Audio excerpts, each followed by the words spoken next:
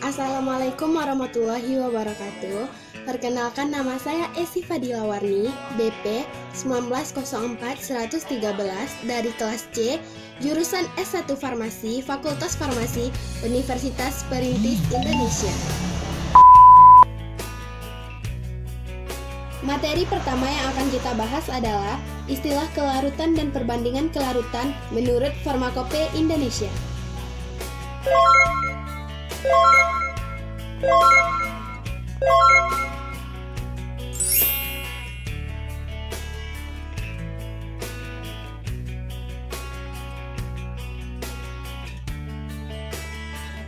Nah, ini merupakan tabel yang merupakan istilah kelarutan dalam Farmakope Indonesia.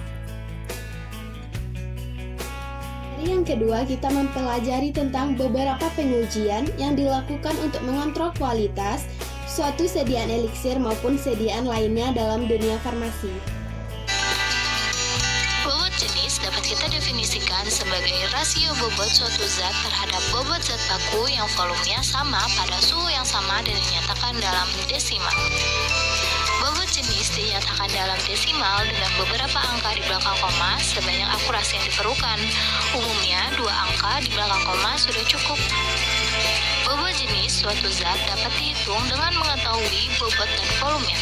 Dalam persamaan, penting untuk menggunakan satuan bobot yang sama untuk pembilang dan penyebut, umumnya gram, sehingga satuan akan hilang dan hasilnya akan berupa bilangan abstrak. Kerapatan dan bobot jenis. Ahli farmasi sering mempergunakan besaran pengukuran ini apabila mengadakan perubahan antara massa dan volume. Percobaan menentukan kerapatan dan bobot jenis. Metode piknometer. Prinsip metode ini didasarkan atas penentuan massa cairan dan penentuan tuang, maka dibutuhkan wadah untuk menimbang yang dinamakan piknometer. Penentuan volume piknometer pada suhu percobaan. Langkah pertama, timbang piknometer kosong dan kering menggunakan neraca analitik. Kedua, masukkan air ke dalam piknometer yang sama, lalu dinginkan menggunakan ice bath hingga suhu mencapai 23 derajat Celcius. Ketiga, diamkan suhu mencapai suhu percobaan.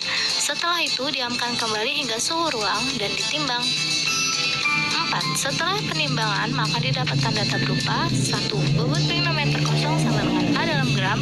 2. Bobot piknometer plus air sama dengan B dalam gram. 3. Bobot air sama dengan B dikurang A dalam gram. 4. Kerapatan sama dengan massa jenis air. 5. Setelah data diperoleh, maka volume piknometer ditentukan dengan menggunakan persamaan volume sama dengan bobot air dalam gram per kerapatan air.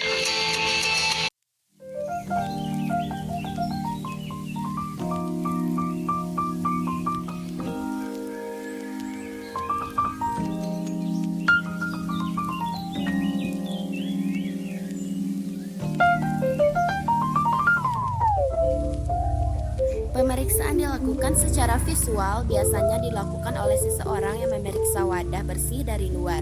Di bawah penerangan cahaya yang baik, terhalang terhadap refleksi ke dalam matanya, dan berlatar belakang hitam dan putih. Dengan rangkaian isi dijalankan dengan suatu aksi memutar. Harus benar-benar bebas dari partikel kecil yang dapat dilihat dengan mata.